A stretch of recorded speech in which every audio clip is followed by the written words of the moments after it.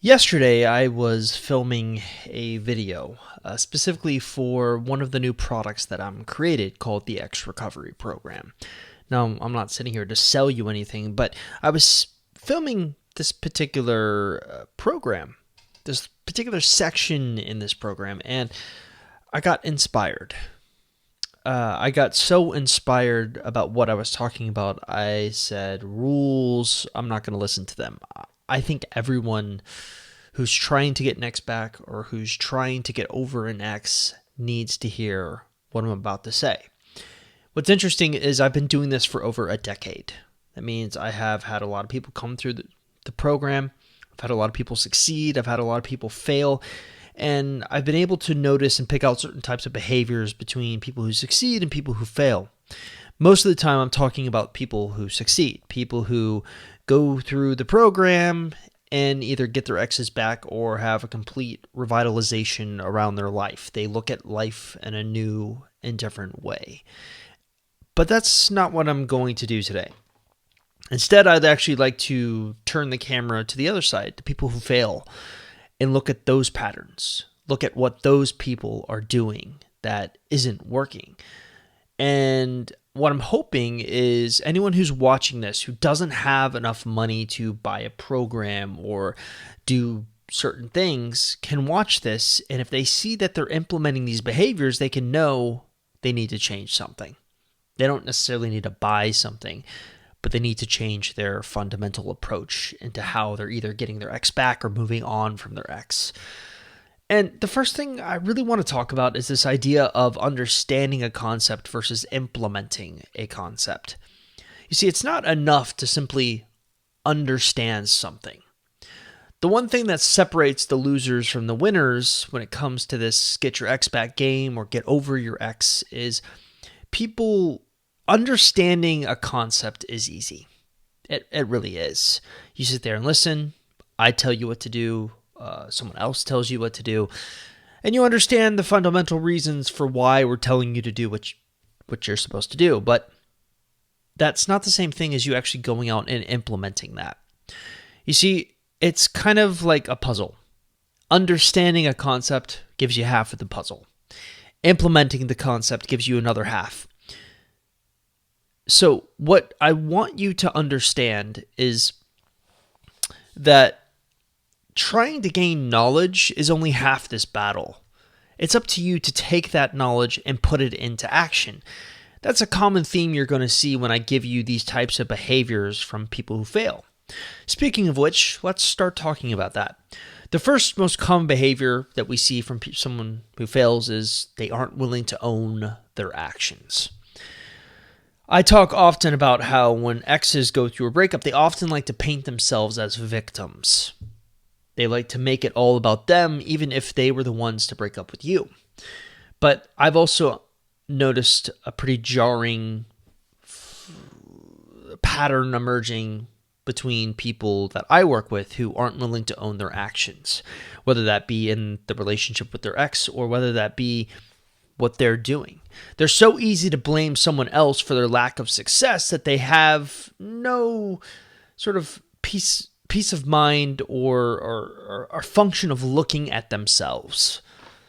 In the end, I can lead you to the water, but I can't make you drink it. I can give you the best piece of advice, but if you don't implement that advice the way it's meant to be implemented, it's not my fault. It's really yours.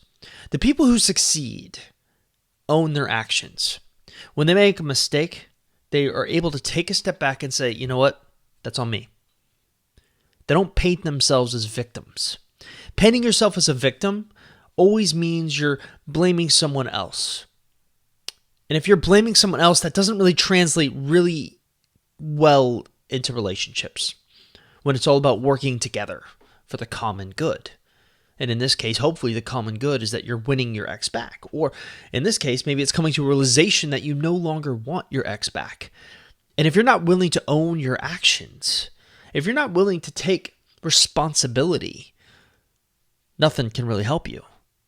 So that's one of the most common behaviors I've noticed. Another common behavior is people aren't willing to rely on the right types of people.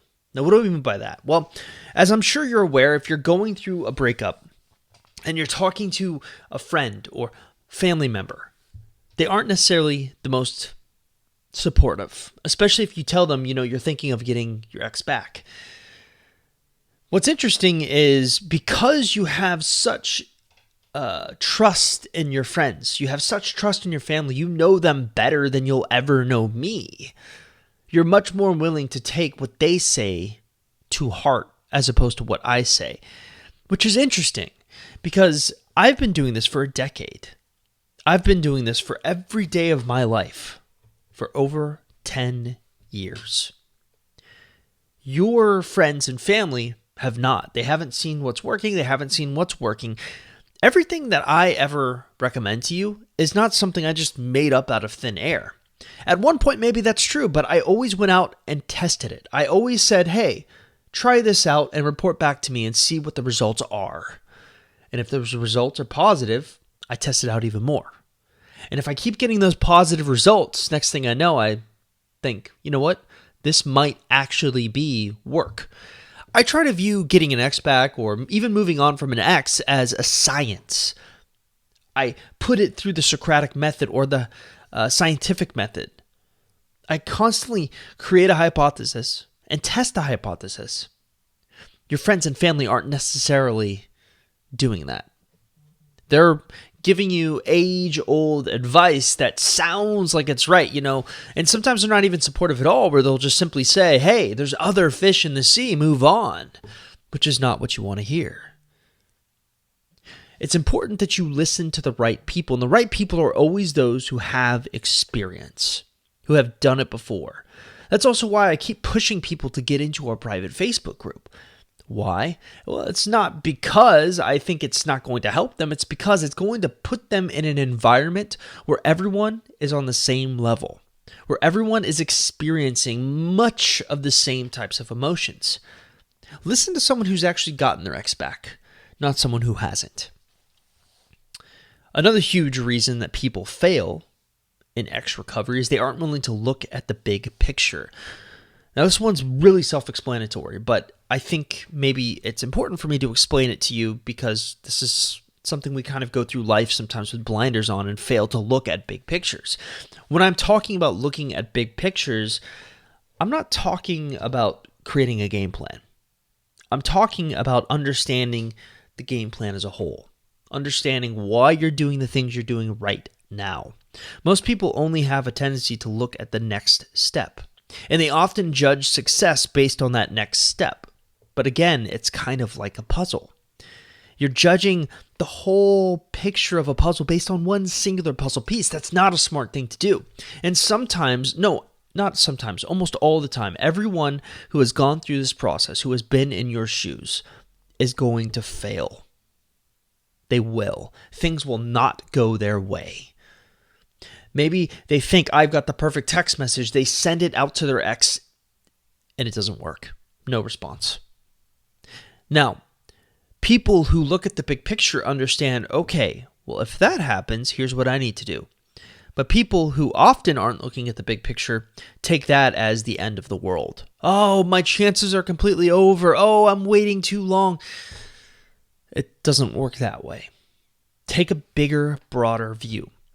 Run a marathon, not a sprint. Another huge reason people fail is they aren't willing to work the program. Again, earlier I talked about this idea of, look, I'm trying to view ex recovery as a science.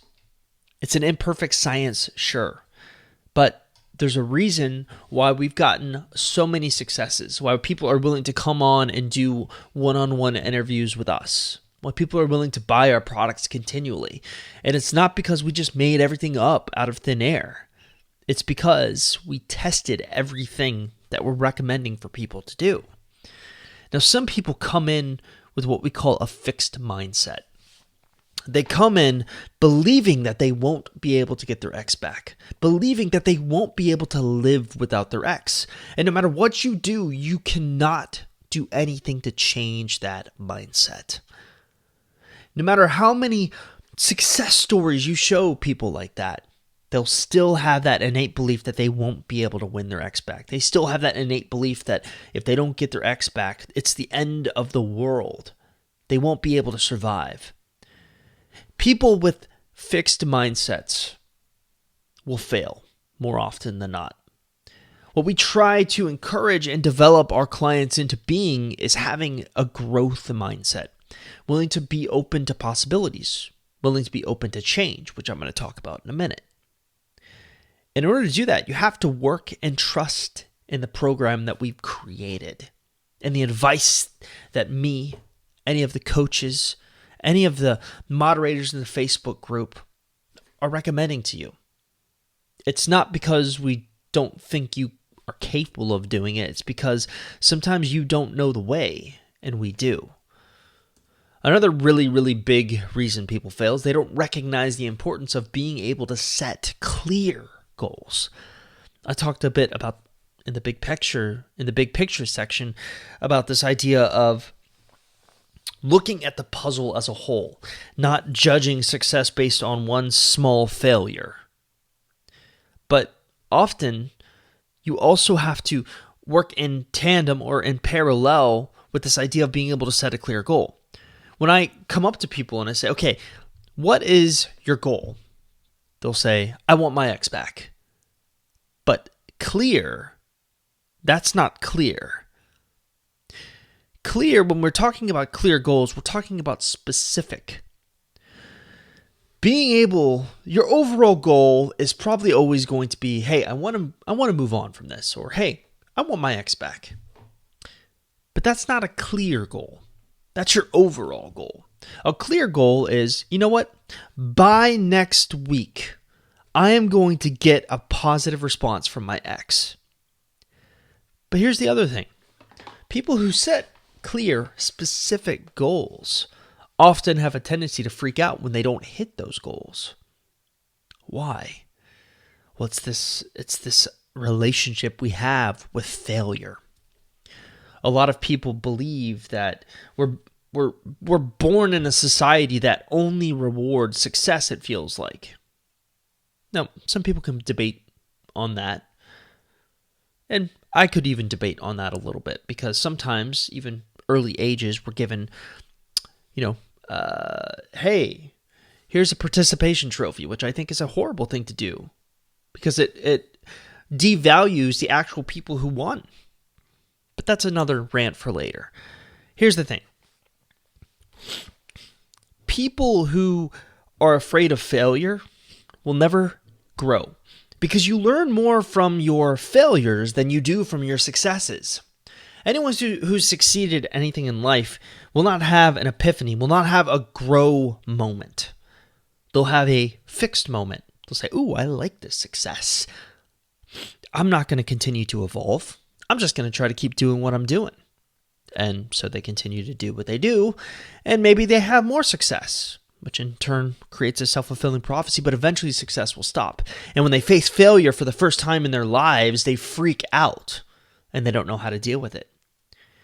People who are successful at this process are those who embrace failure, who take the failure as a learning experience. I've even gotten to the point where when I fail at something in life, I'm no longer that upset.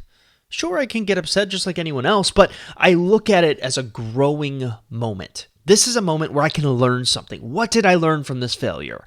Okay, well, I did this thing and it didn't work.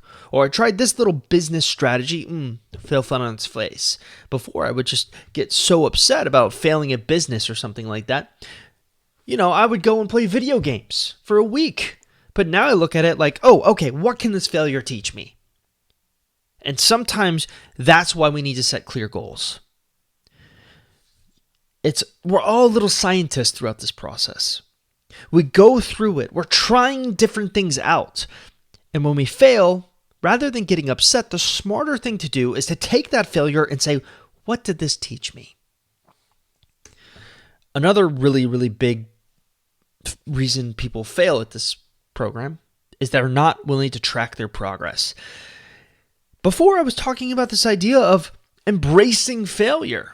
But oftentimes, one of the best ways, if you're going to take a scientific approach to embracing failure, you're going to learn from it, is you need to be willing to track your progress.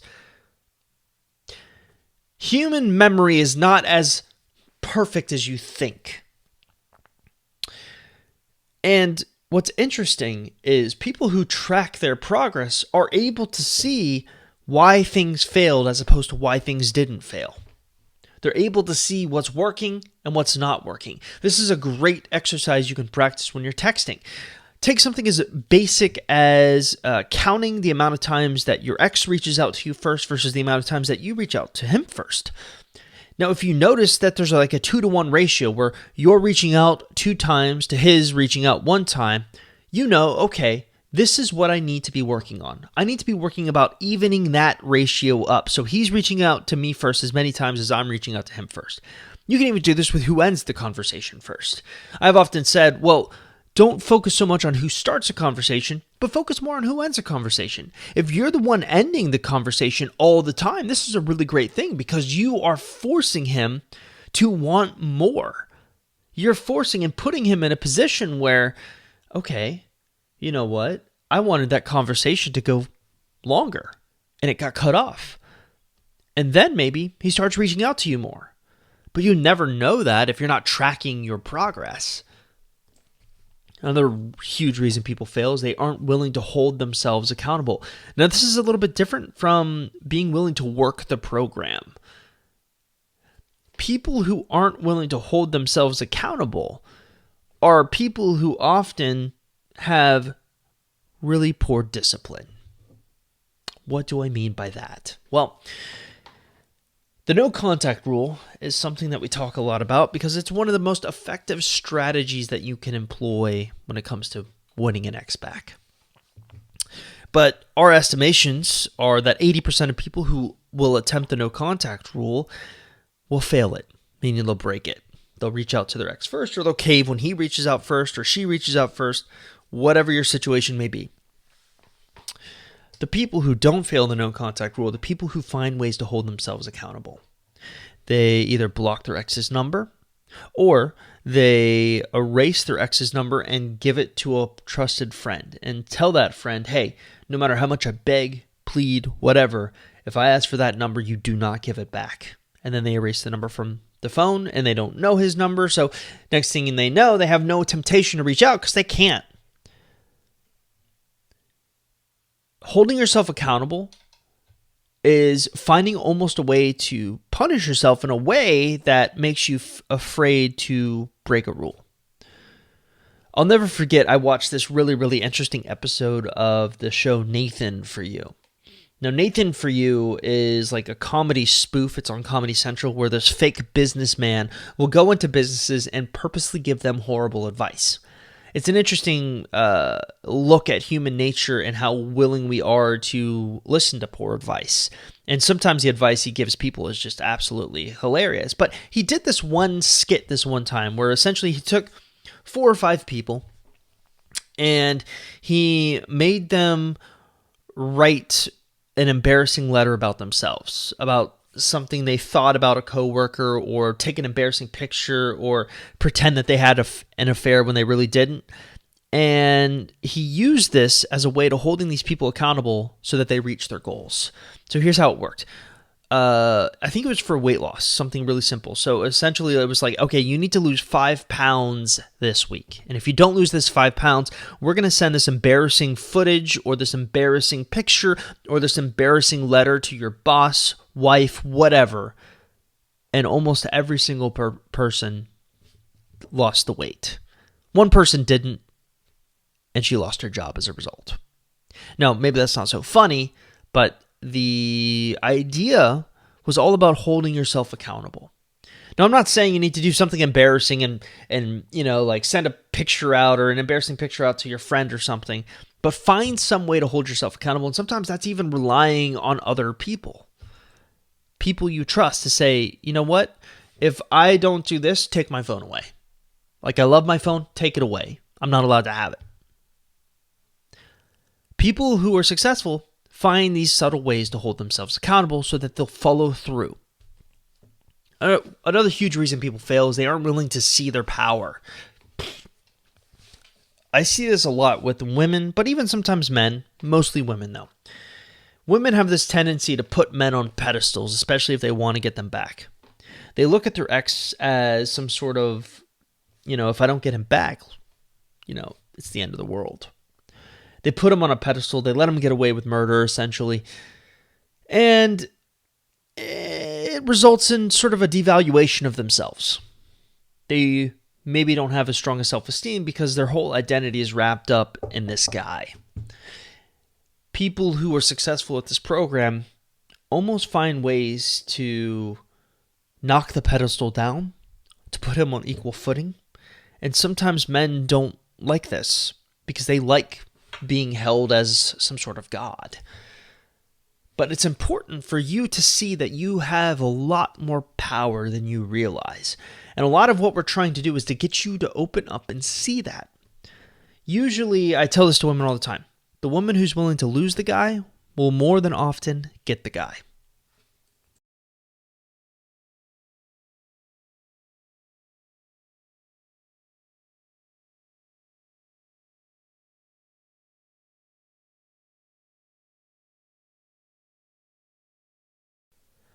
Another huge reason people fail is they feel as if purchasing a program, any program, not just mine, is all it should take to get their exes back. Think about that for a minute.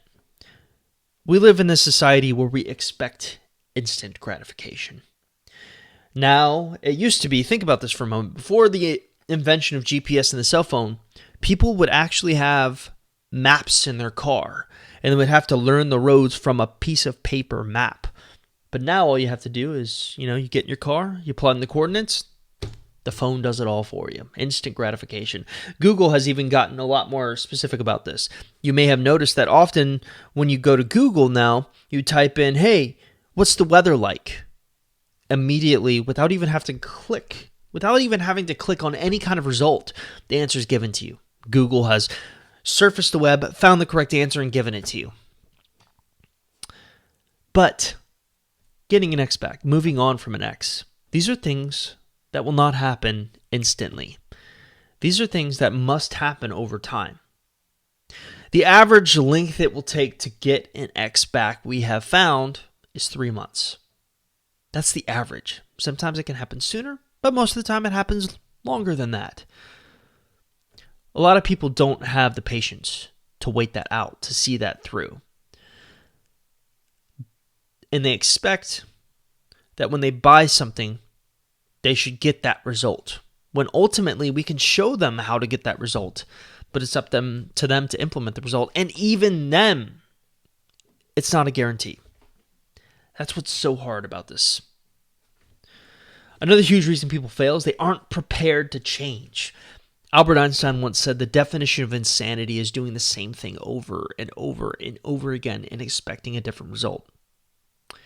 It's insane to expect that the way you're doing things, if it's unsuccessful, is going to give you success. You have to be willing to change something, to change some variable. Now, I'm not saying you need to change your personality. You should never change your personality. But you have to be willing to change your approach.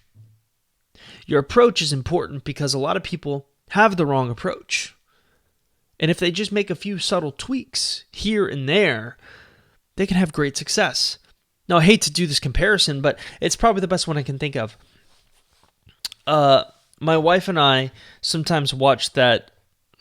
Now that I think about it, it's a poorly edited show, but my gosh, sometimes it's just fun to watch. It's called The Dog Whisperer. It's basically that guy who goes and rehabilitates really, really bad dogs. A lot of times the dog's owners are doing the right things, but they just need to tweak something here or something here, and they get the results that they want. But sometimes you'll find is he'll tell these people, these are the changes you need to make. You need to make sure you don't feed the dog like a dog.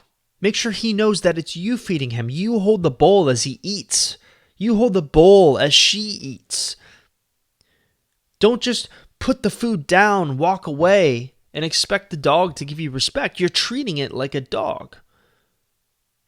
You need to be the alpha of the pack. It needs to know that it can rely and trust on you.